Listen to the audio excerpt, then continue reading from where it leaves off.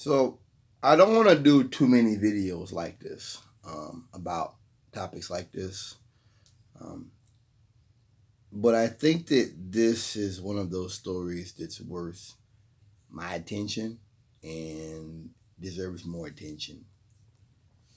Ohio police chief resigns after putting KKK sign on black officer's desk. It's HuffPost. I originally saw this on police.com. Anthony Campo was fired as the police chief of Sheffield Lake, Ohio, after he placed a sign reading KKK, Klux Klan, on the desk of a black officer. He retired as chief on Tuesday after the mayor brought him on administrative leave upon learning about the incident. The incident led him to leave the force after 33 years. Happened last Friday. Surveillance video shows him printing out the words Klux Klan on the department's copier and placing on a yellow raincoat folded to look like one of the racist group's trademark hoods. The officer was targeted by Campo has not been named, but he reported the incident to the police union, who contacted the mayor on Tuesday. Because Bing had not yet seen the video and learned about the complaint, decided to put Campo on administrative leave, pending internal investigation. And still, the mayor spoke with his soon to be former chief. Quote, the chief was standing in the office. He made a joke. Am I going to get fired over this? I looked at the law director and I handed him his paper. And he says, after 30 years, this is what I get. I said, you have 10 minutes to get out of your office. A few minutes later, he said he wanted to retire effective immediately, and the city accepted his resignation. My view is that it was an extremely poor decision of someone who thought this was a complete joke, as I'm understanding the magnitude of what he has done. The news contacted the guy directly, said that he meant no ill will to target the officer. It was a joke that got out of hand. I hired an officer on the force, excellent with children.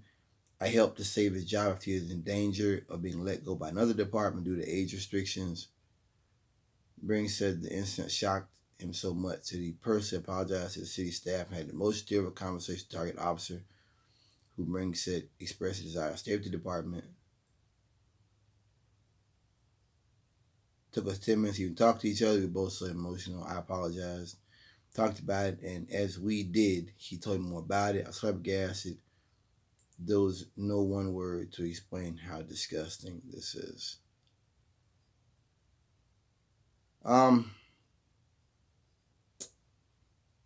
Let's talk about this. Sometimes, when horrendous crimes happen, people will say that they're okay with things. They're okay with maybe domestic abuse or even rape. That, as time goes on, they're okay with it. That they make excuses. And as I've gotten older, I realize that some things are not okay. They're not.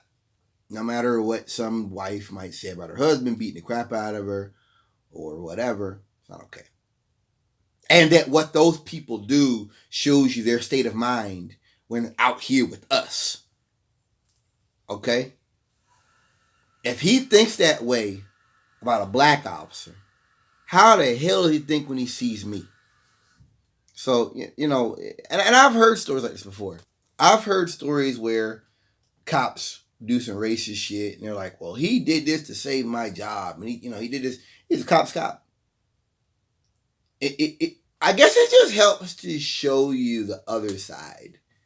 Because I've always heard this they won't let us do our jobs and all cops aren't racist and they're just criminals and they want to just get rid of all the laws and that we're doing a tough job out here. And then you see stuff like this. This is a police officer. This is a man that went through the academy and was a police officer for quite a while, I understand. And you do this type of shit? I mean, Ohio, I worked in Columbus for a while with Walmart pop-up, dedicated Walmart. Columbus was pretty bad. Ohio's pretty bad, period. That's pretty bad. And I've got to say that this brought it back to me. How you'd be sitting there talking to a white man, people will come over, start talking, and just look at you funny, like you're not even there. Just look at you like you're just not even like a nasty look, but like you're not even human. These guys, those people, Ohio is really ugly, really sneaky, really ugly. I mean, it's like this if you're, um, it just when you look at the Black Lives Matter protests, you look at the George Floyd protests and the fight for Black lives, and this, as I've talked about in other videos, this complete disconnect that white officers have, that white people in the community have, that they just want to commit crimes and the police can't do their jobs. And what did Joe Rogan say? If some guy jumps a fence, they can't chase him. And I'm like, what police department doesn't do that? Like, that's not how that works. Like have you read the chase policy? You know, when you look at this stuff and you look at these stories, you come to understand that that's not what it is. You officers are just being held accountable. You're facing accountability. You don't like that. You don't like people knowing their rights. You don't like people shining a light on sometimes unjust police behavior, unjust police action. I think that this is what democracy requires. And I think that I've said this before with the protest, that what you really were watching was the comeuppance of decades of cops getting away with it. This isn't just about fucking George Floyd. This isn't about George Floyd getting kneeled on for 9 minutes. This isn't just about Trayvon Martin or Tamir Rice or Eric Garner. This isn't about those people. This is about people and an institution being held accountable that has engaged in unjust treatment of black people for a very long time. That's what that is. And I just when I see stuff like this, it just reminds me that y'all out there keep doing what you're doing. You know, keep doing what you're doing. All that bullshit about us hating the police is lies. They hate us. How a person can even go to a he said the black man's job.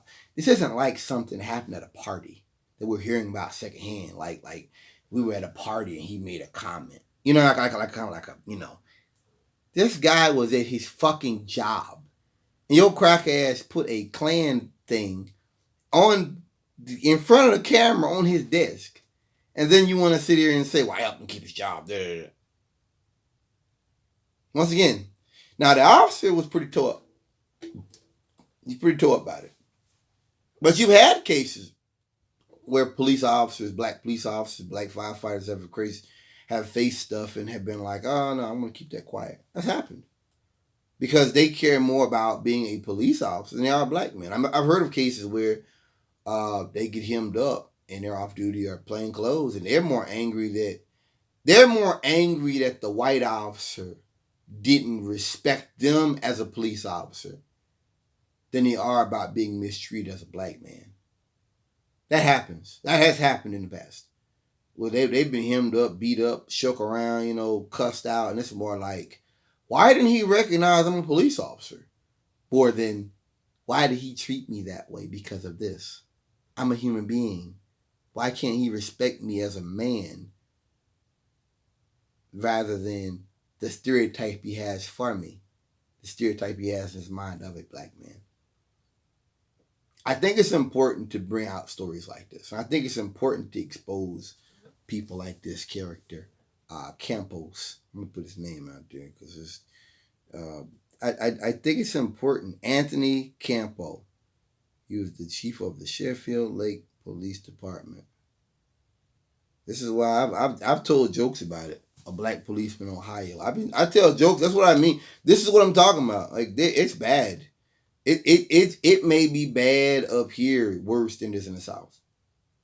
In some ways, because you're in areas that are mostly white, whereas the South, a lot of white folks went to school with black people and stuff. They even like racists. They're like, hey, I'm not gonna mess with black stuff. You know, this stuff up here is like, insidious and they're sneaky and they're nasty and run around and sneak around and tell lies and spy on people. I'm gonna get you fired, and it's these are some nasty people. I've never encountered this.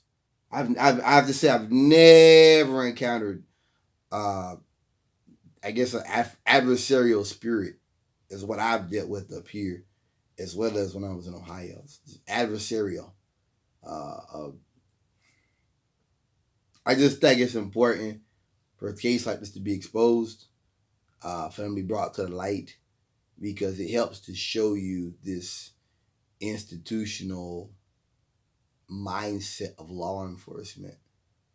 And this is how it's exposed. It's not exposed by Freddie Gray getting dragged, getting put in a van, getting his spine tore up. This isn't just about some guy getting shot in the back 15 times. It's not just that. It's about how white staff, white high level officers treat